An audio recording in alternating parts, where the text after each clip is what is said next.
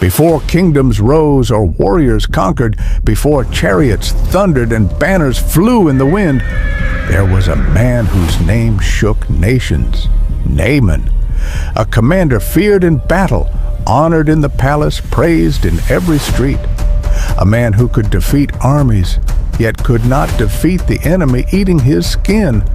But the miracle that would change his destiny did not come from a king, a prophet, or a soldier. It began with a little girl, a captive, a nobody in the eyes of the world. Yet her faith would shake 2 kingdoms and rewrite the fate of a mighty man. Because sometimes God hides world-changing miracles in the smallest voices. And this is the story of the warrior who needed healing, the prophet who refused to come out, and the little girl whose courage became the key to a miracle. Brace yourself. This journey will break your heart, mend your faith, and remind you that no one is too small for God to use. The sun rose like a fiery crown over the kingdom of Aram, spilling golden light across the mountains and shimmering against soldiers' armor. Horses thundered across the training grounds, dust swirling as warriors shouted commands. And at the center of it all rode Naaman, the undefeated commander, the king's right hand, the pride of an entire nation. His armor glowed in the sunlight. Soldiers stepped aside when he passed. Even children pointed and whispered stories of his victories. He looked every bit like the hero they believed him to be. But heroes bleed too. As Naaman dismounted his horse and removed his metal glove, his hand revealed the truth he hid beneath all the glory. White patches of leprosy spreading across his skin. He quickly covered it again, glancing around to make sure no soldier noticed. Nobody must know, not yet. Great men may lead armies, but even great men can lose battles inside their own skin. 2 Kings 5:1. Naaman walked into his magnificent home, greeted by servants who bowed deeply. The atmosphere was warm, filled with the smell of spiced bread and burning oil lamps. But one pair of eyes saw what others could not. A small Israelite girl, no older than 10, was sweeping a corner of the compound. Her clothes were simple, her hair tied back, her expression gentle yet alert. She was a captive taken during war, yet she carried herself with a quiet grace that didn't look like slavery. She watched Naaman carefully, her eyes lingering on his stiff movements, the hidden pain in his face. Naaman tried to scratch his arm subtly. The girl coughed loudly. Naaman froze. Then she tilted her head innocently, as if she hadn't just caught the mighty general clawing his skin like a goat that ran inside Pepper Farm. A tiny smile tugged at her lips. Humor, just enough to lighten the heaviness. But her heart held something deeper than humor. Compassion. That night, after the house grew quiet and the oil lamps flickered softly, the little girl approached Naaman's wife. She hesitated, clutching the edge of her dress, then spoke with a courage far bigger than her size. My lady, if only my master would see the prophet in Samaria, he would be healed. 2 Kings 5:3. Her voice trembled at first, but the faith behind it stood firm. Naaman's wife stared at the child. Where did this confidence come from? Why would a little slave girl care so much? The girl lifted her eyes, bright, steady, innocent. At first, but the faith behind it stood firm. There is a God in Israel. His prophet can help him. Naaman, who had been standing near the doorway, overheard her. He scoffed loudly. A prophet in Israel? In Israel? Healing me? Child, you have imagination. But even as he mocked, the seed took root in his wife's heart, and seeds grow. The next morning, Naaman stood before the king of Aram in the great palace. The king, a round man with a rounder appetite, was indulging in fruit when Naaman entered. One look at his commander's trembling hand, and the king's expression hardened. "Who wounded you?" he thundered. "My king, it is not a wound," Naaman replied softly. "It is leprosy." The palace guards gasped. One of them dropped his spear dramatically, earning a sharp look from the king. But Naaman continued, There is said to be a prophet in Israel, a prophet who can heal. A heavy silence filled the hall. Then, with fierce loyalty, the king rose from his throne and placed his hand on Naaman's shoulder. Then go. Take my finest chariots, my gold My silver, my letter of authority. Let nothing stand between you and your healing. And so, Naaman rode out of Aram with a grand escort. Horses pounding the earth, banners fluttering in the desert wind, gifts piled high in his chariot. Behind him, at the edge of the courtyard, the little Israelite girl watched him leave. The wind brushed her face as she whispered a prayer beneath her breath. God of Israel, make him whole. Sometimes the greatest miracles begin with the smallest voice. Matthew 18:4. The desert sun blazed high as Naaman's caravan thundered across the land. Dust whirled behind his chariots like a tail of fire. The clatter of hooves echoed through valleys and rocky paths as he journeyed deep into Israel. Naaman sat tall in his chariot, armored, proud, and visibly uncomfortable. Every bump on the road made him wince. Leprosy stings worse when pride won't let you show weakness. His servants rode behind him, whispering among themselves, You think this prophet will shout, wave his hands, call down fire? At least let him sprinkle something. All prophets sprinkle something. Naaman pretended not to hear, but inside he secretly agreed. A commander deserved at least some dramatic thunder. As they crossed into Samaria, it revealed a quiet village, a place far too humble for the grand arrival that was happening. And then Naaman's chariot rolled to a stop before a small weathered house, not a palace, not a temple, just a simple, unpainted, unimpressive home with a thatched roof slightly leaning to one side. Naaman frowned. This was the great prophet. This? Maybe he's inside doing prophet things, one servant offered nervously. Prophet things? Another asked. You know, staring at the sky, humming, floating, something mysterious. Naaman rolled his eyes. Even his disease was confused. He adjusted his armor, stood tall, and prepared himself for the dramatic welcome he believed he deserved. He waited and waited and waited. Nothing, no drum, no incense, no prophet stepping out with glowing eyes, not even a goat bleating prophetically. Just silence. Naaman finally cleared his throat, loudly. Still nothing. A servant whispered, Sir, perhaps knock? Naaman, offended that he should knock like a common man, motioned angrily. A servant rushed forward and knocked. The door creaked open, and out stepped, not Elisha, just a messenger, a young man, dusty feet, simple clothes, not a prophet, not even a prophet's assistant, just a messenger.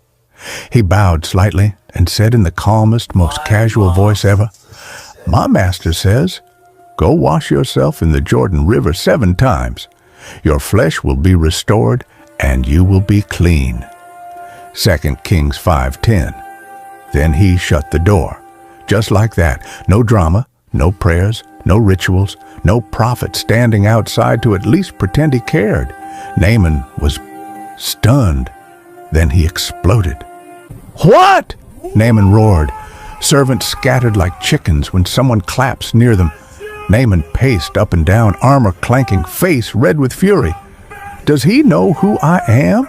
I traveled with chariots, horses, gifts, and he sends a messenger? A messenger? He threw his hands up dramatically. I expected him to come out! Call on his God! Wave his hand! Be like a real prophet.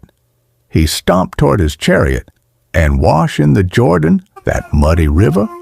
Are the rivers of Damascus not better than all the waters in Israel?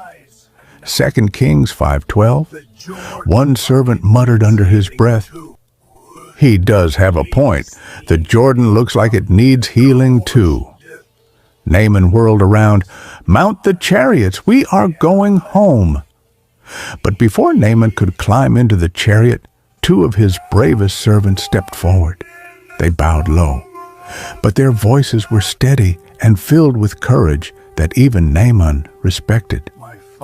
"My father," one said gently, "if the prophet had told you to do something great, something difficult, something heroic, wouldn't you have done it?" The words cut deeper than any sword, because they were true. Naaman paused. The servant continued, "Why then not do this simple thing? Wash and be clean." Silence fell. Even the wind seemed to wait. Naaman's shoulders, once rigid with pride, lowered slowly. For the first time in a long time, the mighty commander looked human.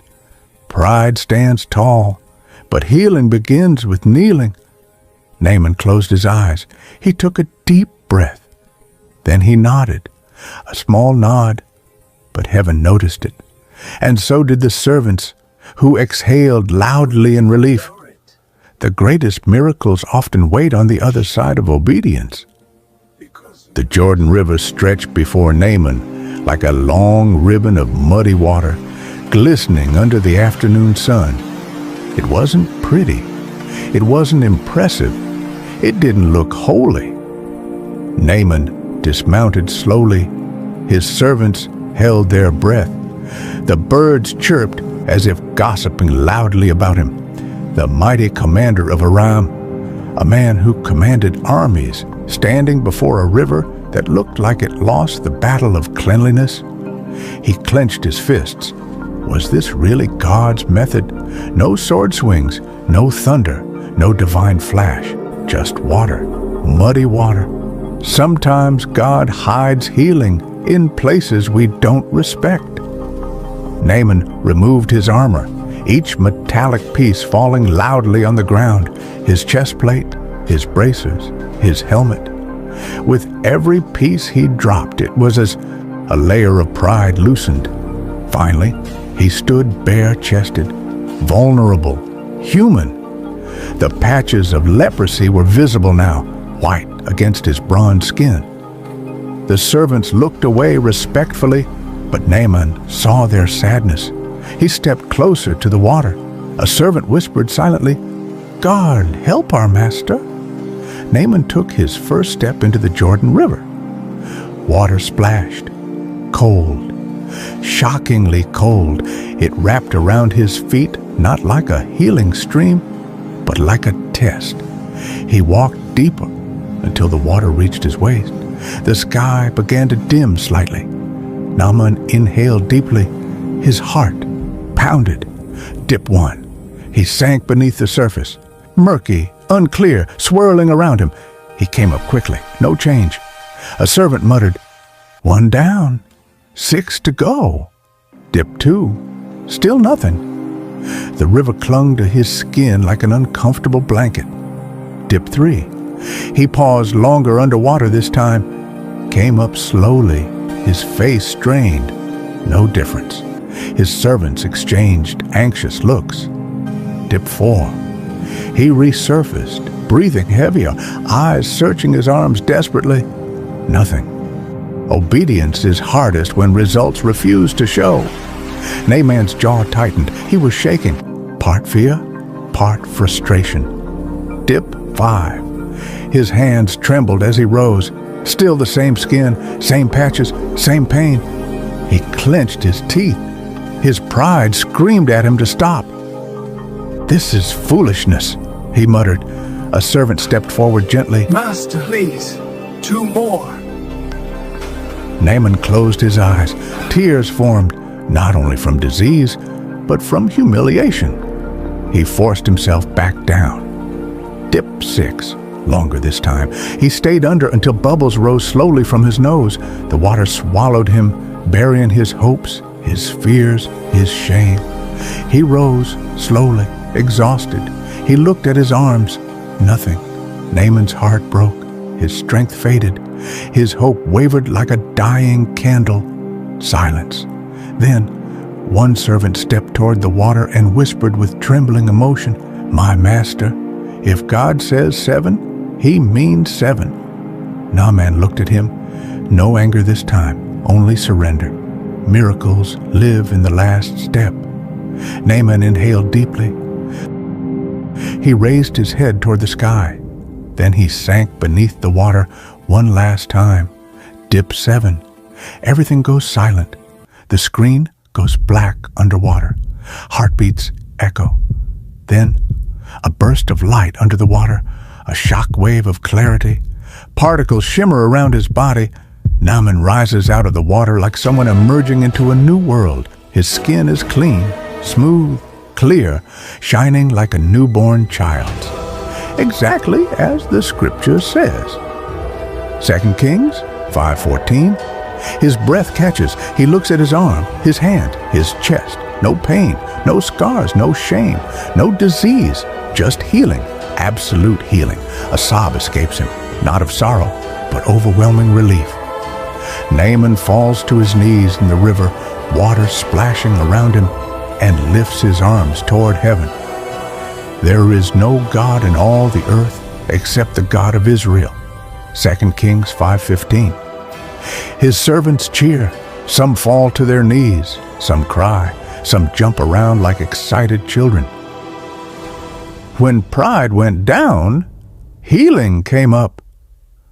The sun dipped low as Naaman and his servants journeyed back toward Elisha's house. But this time, the ride felt different, lighter, calmer, almost holy. The leprosy was gone, the pain was gone, the shame was gone. Naaman kept staring at his hands, turning them over as if afraid the miracle would disappear. His servants kept sneaking glances too, whispering excitedly. One servant kept saying, "Look at his skin, it's like baby's skin." Another added, "Commander Naaman, sir, respectfully, your skin is finer than mine." Naaman would chuckle softly, a sound that hadn't escaped his lips in a long time. When they reached Elisha's home again, Naaman didn't wait for a welcome. He jumped off his chariot, rushed forward, and stood before the humble door. This time, he didn't expect drama. He didn't expect honor. He didn't expect a prophet to bow or flatter him. He simply stood like a man transformed, clean skin, humbled heart. Elisha finally came out. His presence was still calm, almost glowing in simplicity. No noise, no theatrics, just a man who walked with God. Naaman bowed deeply, something he had never done for any man. His voice trembled. Now I know that there is no God in all the earth except in Israel. 2 Kings 5:15. Healing heals more than the body, it heals belief. Naaman gestured and his servants brought forward the gifts. Silver, gold, costly garments. Everything he carried from Aram. Naaman smiled gratefully. Please, take this gift from your servant. But Elisha raised a hand gently. As surely as the Lord lives whom I serve, I will accept nothing. 2 Kings 5:16. Naaman was stunned. A prophet refusing gifts? What kind of holy man was this? He insisted again, but Elisha stood firm. Naaman's voice softened as humility washed through him. Then, please allow me to take some earth from this land. For I will no longer worship any except the Lord of Israel. 2 Kings 5:17. Elisha nodded, granting the request. Naaman bowed again, tears in his eyes. Elisha smiled, warm, assuring, fatherly. Go in peace. Naaman exhaled, relieved. Even prophets understood awkward workplace situations. But as Naaman and his servants turned to leave, their hearts full, their faith renewed, someone else was watching. Gehazi, Elisha's servant, eyes narrow, heart racing, greed whispering in his ear. He watched the silver. He watched the gold. He watched Naaman leaving with treasure untouched. His thoughts swirled like dark smoke. My master spared this Aramean and let him go without taking anything? 2 Kings 5:20. He clenched his fist. As surely as the Lord lives, I will run after him and get something from him. The sky dims slightly. A hawk cries in the distance. Gehazi slipped out quietly, chasing after Naaman's departing chariots, his footsteps echoing like the beginning of tragedy. Naaman's caravan had gone some distance when a servant spotted a man running toward them. Commander! Someone approaches! Is everything all right? Naaman Is everything all right? recognized the man instantly. Is everything all right? He asked. Gehazi, panting dramatically like someone who ran faster than honesty, replied, Everything is fine. My master sent me 2 young prophets. Young prophets just arrived and he would like some silver and garments for them. Naaman smiled warmly, his heart still fresh from healing. Without hesitation, he said, Of course, please take double. 2 Kings 5:23. He loaded Gehazi with silver and clothes. Gehazi bowed, but his eyes glinted with greed. When Gehazi returned, hiding the treasures in the house, Elisha was waiting for him. Elisha looked at him with prophet eyes, eyes that saw beyond lies. Where have you been, Gehazi? Gehazi swallowed hard. Your servant did not go anywhere. Silence. Then Elisha stepped closer, voice low, heavy. Was not my spirit with you when the man stepped down from his chariot to meet you? 2 Kings 5:26. Gehazi's face drained of color. Elisha continued, Is this the time to take money, or garments, or treasures? For this you have done. The leprosy that clung to Naaman will now cling to you and your descendants. 2 Kings 5:27. A wind rushes through the scene. A sudden brightness flashes, then fades. Gehazi gasps, looking down at his hands, white with leprosy. He stumbles backward with a cry. Greed steals what grace gives. Gehazi runs out of the house, his figure small against the fading evening light. 6 powerful life lessons from Naaman's story 1. God can use anyone, even people the world overlooks. The miracle began through a young captive girl. Never underestimate small voices, small positions, or small beginnings. 2. Your breakthrough is often hidden in simple instructions. Naaman expected something dramatic, but healing came through a simple act. Sometimes the answer you need isn't deep, it's obedience. 3. Pride can block blessings. Humility unlocks miracles. Naaman almost missed his healing because he felt the Jordan River was beneath him. Pride delays what humility could have delivered. 4. Surround yourself with people who can correct you with love. His servants encouraged him gently when his emotions blinded him. Good friends save you from bad decisions. 5. True servants of God don't manipulate or exploit people. Elisha refused Naaman's gifts. He showed that God's power is not for sale. Integrity speaks louder than miracles. 6. Greed destroys what grace gives. Gehazi gained silver, but lost purity. When you chase shortcuts, you lose long-term blessings. Thanks for watching, family. See you soon on our next story. This is the Christian fruit. In the quiet of the desert, I find the voice of the divine. African Stories by Ifeanyi God.